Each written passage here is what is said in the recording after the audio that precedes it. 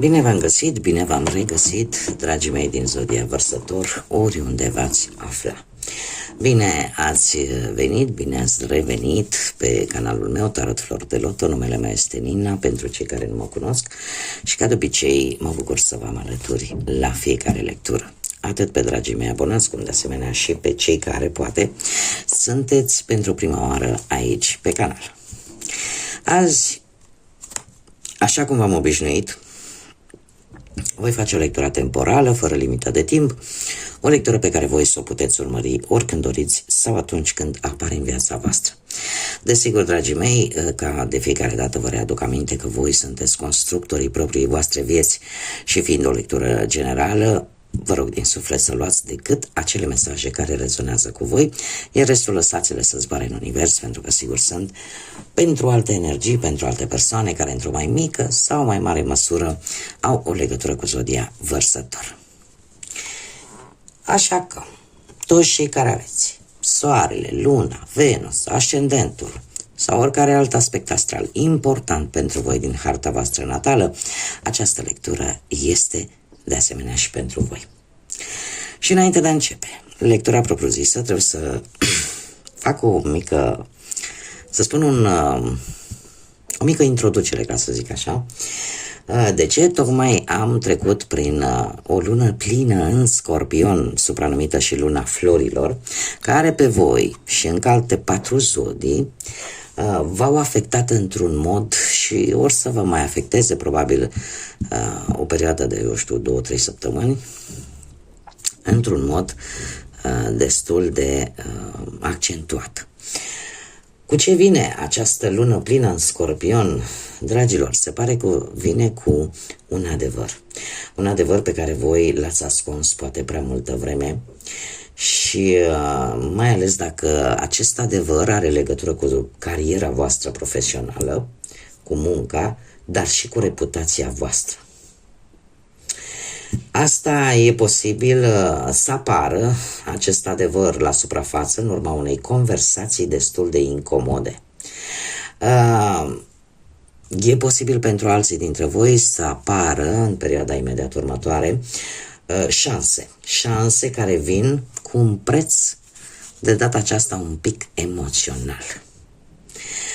Cumva ți se vor arăta lucruri care nu funcționează pentru tine, iar deciziile voastre trebuie să fie, să aibă un dram de curaj pentru a schimba ceva în viața voastră. Așa că se pare că această lună nu face altceva decât să scoată ce este putred la suprafață, în așa fel încât voi să știți exact ce merge și ce nu merge pentru voi.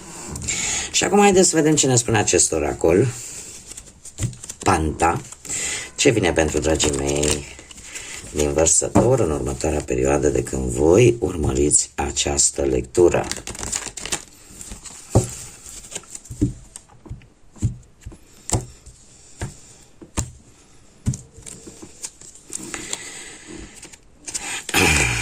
Dragilor, ați avut o perioadă în care fiecare cu a lui, cumva.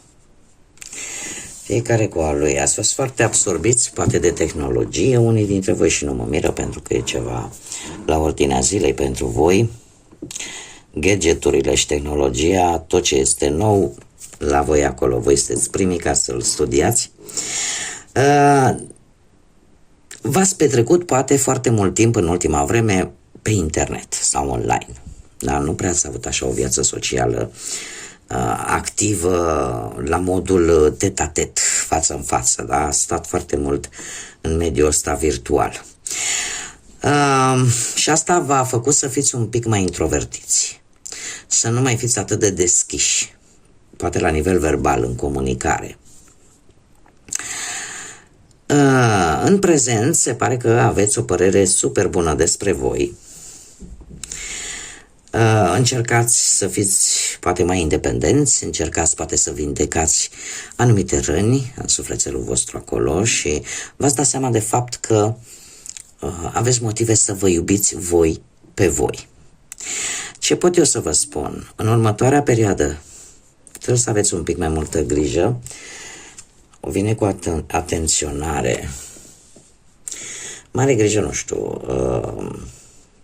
nu umblați cu capul în norișori așa, pentru că pot apărea tot felul de accidente. Acum, ele pot fi, cum bine vedem aici, da, avem un băiețel care a căzut cu bicicleta și a făcut o rană. Acum, asta o putem transpune și într-un accident, ca să zic așa, în care, nu știu, voi poate vă certați cu cineva și ies niște porumbei pe gură, știți cum e, că la unii iese cât un porumbel, câteodată iese cât un stol. Și la urmă ne pare rău. De ce? Pentru că, din câte văd eu aici, apar păreri de rău. Apar păreri de rău și sentimente de vinovăție. Așa că încercați în următoarea perioadă, 2-3 săptămâni, de acum înainte de când vedeți această lectură, să evitați pe cât posibil conflictele astea, discuțiile astea în contradictoriu, sau încercați să, oarecum, să aveți grijă ce păsărele ies din gurița voastră. Și mare grijă, nu vă grăbiți, mai ales dacă cei care dețineți mașini, mijloace de astea de transport proprii, nu vă grăbiți, încercați să... Eu din ce văd eu aici, e posibil să fie mai mult pe partea asta verbală, dar totuși mai bine să gândiți preventiv și să nu dați ocazie, pentru că și aici și aceste accidente, din câte văd eu, nu e ceva foarte grav, dar provin dintr-o stare nervoasă, așa că mare grijă, când sunteți nervoși, nu încercați, dacă aveți posibilitatea, nu plecați la drum, nu vă urcați la volan, pentru că în momentul în care sunteți probabil cu o stare nervoasă mai accentuată, lucrurile pot degenera și poate apărea această neatenție. Haideți să vedem ce ne spune și tarotul. Ce vine pentru dragii mei din Vărsător în următoarea perioadă, când voi urmăriți această lectură.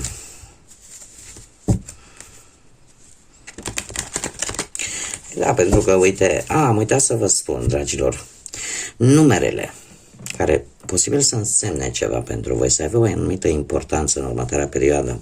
66, 43, 16, 71, 12, 7, de 2 ori se repetă 7 și 8, posibil să aibă o anumită conotație importantă pentru voi.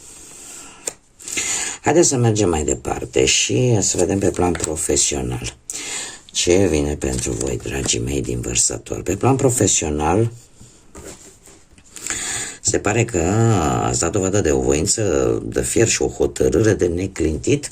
Nu știu dacă zodiaile de apă, Rac în special și Scorpion, vă spun ceva. Poate au legătură cu viața voastră profesională, dar cu ceva timp în urmă aș zice că ai făcut ori o schimbare de loc, ori ai aflat că cineva are ceva cu tine și asta te-a făcut să schimbi macazul la 180 de grade, sau ai descoperit că, nu știu, mai ales că aici mi-apare pentru unii dintre voi, mare atenție, ceva legat de transporturi, de mijloace de transport. Exact cum am văzut. Deci, mare grijă. Mare grijă. Totuși, ați fost destul de hotărâți în ceea ce privește o anumită situație profesională. Și ați primit o veste neașteptată, foarte rapidă, care cumva a schimbat ceva la 180 de grade. Da? A apărut o situație care a necesitat foarte mult atenția ta. În prezent, cu 9 de cupe, lucrurile oarecum merg foarte pozitiv. Și îți dai seama că poți să te extinzi dacă ai propria afacere, că poți să obții poate o avansare, că poți să obții poate un post în urma unui interviu și în felul ăsta să se termine o așteptare. Cert este că, și aici vreau să vă spun, în următoarea perioadă cu acest arcan major, cu moartea, pe care nu trebuie să-l luați ad literam, ne vorbește de un eveniment care pe tine te va transforma sau îți va schimba modul de gândire. Și cum am văzut, e și cu această carte aici, din oracol, deci mare grijă, mai ales cei care vă desfășurați activitatea în mediul ăsta al transportului, lucrați cu mijloace de transport, indiferent care sunt ele. Mare grijă în perioada imediat următoare, pentru că apare o schimbare. Apare o schimbare. O schimbare care pe voi, schimbare bruscă, care va aduce cu sine o anumită teamă. O anumită teamă. Și vei vrea, nu vei vrea, va trebui să schimbi poate modul de gândire, să schimbi modul în care vezi viața. Haideți să vedem pe plan financiar. Pe plan financiar, cineva v-a dezamăgit profund cu ceva timp în urmă. V-a dezamăgit profund și se pare că ați încheiat orice legătură cu această persoană. Este cineva în care voi ați avut încredere, în care dar v-a cauzat pierderi bănești și sau poate ați făcut o investiție în urma unor promisiuni și nu a ieșit ea exact cum ar fi trebuit. În prezent, totuși, se pare că lucrurile astea au ajuns la sfârșitul lor firesc cu lumea. Asta ce înseamnă că dificultățile încet încep să dispară și ușor vine o stabilitate. Vine o stabilitate și un lucru important, e posibil ca voi să reușiți ori să recuperați acești bani în urma unei vânzări, cumpărări de ceva, proprietate, ceva sau bani din străinătate de la drum lung de undeva, dar cumva lucrurile încep să se rezolve.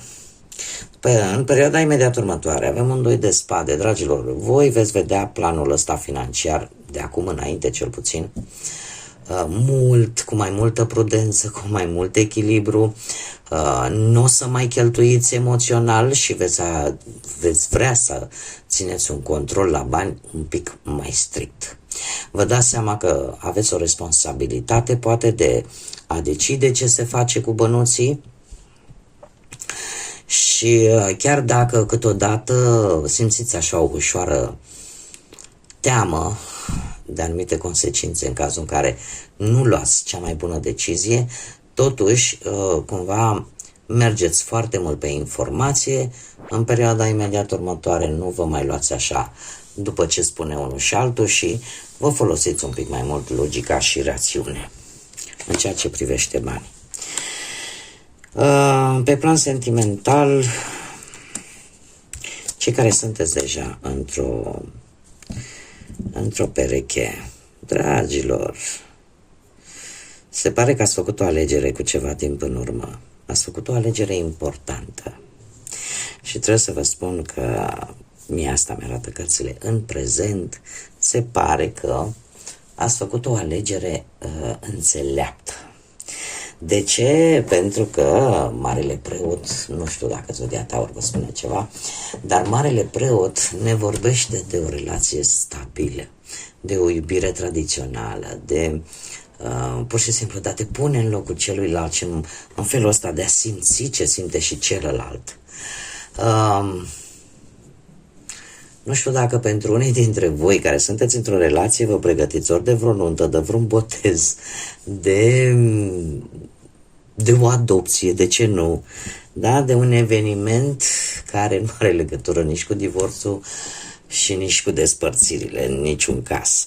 Următoarea perioadă pentru voi, dragilor, vine cu acest 3 de monede care ne vorbește de concretizarea unei idei, concretizarea unui plan. Se pare că perechea voastră va aprecia tot ceea ce voi faceți și cum sunteți voi așa ca persoane și asta vă va ajuta să concretizați o idee, un proiect în comun și vă va îmbunătăți în același timp atât relația cât și viața. Mergem mai departe. Cei care sunteți singurei, viața voastră sentimentală, dragilor, ați tot dat-o pe bârfe, pe una, pe alta, cu ceva timp în urmă, cu pajul ăsta de spade aici. Ați fost destul de nerăbdător și tot ați încercat așa să obțineți tot felul de informații vis-a-vis, poate, mare atenție, de două personaje. Una, care poate avea legătură cu zodiile de aer, la fel ca și voi, Gemeni, Balanță, Vărsător, și a doua, care poate avea legătură cu zodiile de foc, Berbec, Leu, Săgetător. Ce înseamnă asta? Că voi, dragilor, în momentul acesta sunteți între două cumpene, ca să zic așa, între două relații, între două energii și nu știți ce să faceți, că parcă le-ați ține pe amândouă. Ați tot încercat să obțineți informații în stânga, în dreapta. Ați încercat poate să vă grăbiți. Dar se pare că acel moment în care voi trebuie să vă decideți ce faceți, stânga sau dreapta, se pare că unii dintre voi deja îl trăiți cu acest doi de monede. Un doi de monede care nu știu de ce, dar voi spuneți uneia din energii că vă faceți timp să ieșiți în oraș, poate să luați cina sau, nu știu, să faceți tot felul de activități, dar nu prea vă faceți timp. Iar în ceea ce privește această energie, trebuie să vă spun că ambele energii sunt mai tinere ca voi.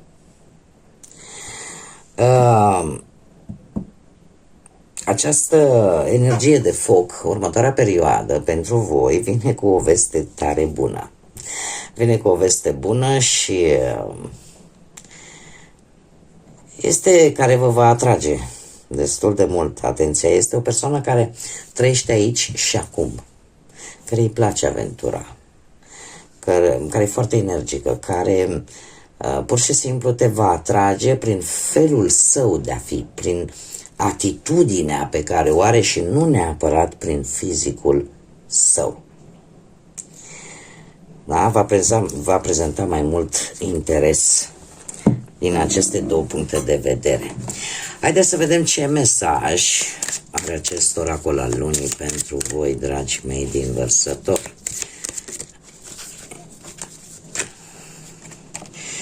Și avem, bineînțeles, o lună nouă în Gemeni, o altă zodie de aer, care îți spune: gândește-te bine.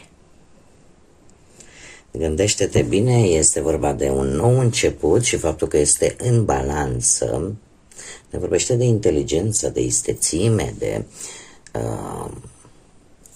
de a nu te implica poate din prima prea mult emoțional, de a lăsa lucrurile și a acționa într-un fel înțelept.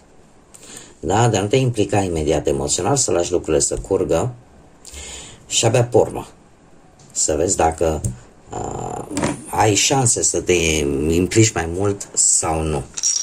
Da? Tocmai de aceea se spune: gândește-te bine. Haideți să vedem ce ne spun și zarurile astrologice. Ce vine pentru dragii mei din Vărsător? Și avem casa 4, avem zodia Pești. Haideți să vedem dacă... da. Și avem nodul Sud, care ne vorbește despre karmă, despre ce trebuie să țineți voi cont, ce nu trebuie să mai repetați. Casa 4. Casa 4 ne vorbește de familie, de acele schimbări la nivel de cămin, de casă, de... sau poate cum ești perceput tu în interiorul familiei tale. Aș zice că casa 4 este guvernată tot de o zodie de apă, de zodia rac. Aici avem zodia pești. Și în ceea ce privește familia, trebuie să vă spun că zodia pești ne vorbește de răbdare, de empatie. Hei, trebuie să vă spun un lucru. Voi, dragilor, se pare că ați cam tot făcut pe plac unor membri din familia voastră. Chiar dacă poate nu v-a plăcut. Cumva ați zis, domne, poate chiar ați suportat anumite abuzuri din partea unor membri ai propriei familii.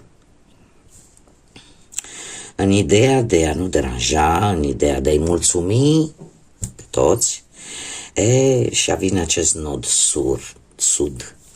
Nodul sud care vine și spune, știi, nu ai învățat nimic, pentru că de fapt nodul sud ne vorbește de karmă, de ceea ce tu ai făcut în trecut, poate într-o viață anterioară, și pe care nu mai trebuie să-l repeți, pentru că se supune că ți-ai învățat lecția.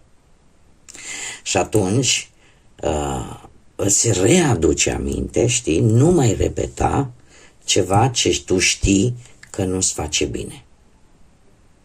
Da? Adică să-ți revizuiești lecțiile de viață prin care ai trecut și de faptul că indiferent cât de mult ți-ai dori să faci pe plac tuturor, este o misiune imposibilă. Atât de simplu. Bun, dragii mei, cam atât am avut pentru voi. Eu vă mulțumesc pentru atenția voastră, pentru răbdare și pentru absolut tot aportul pe care voi îl aduceți acestui canal. Iar până data viitoare când ne vom reîntâlni, vă doresc să aveți parte de multă înțelepciune și de multă energie pozitivă. Așa că, dragilor, până la o nouă lectură, ca de obicei, să fiți iubiți!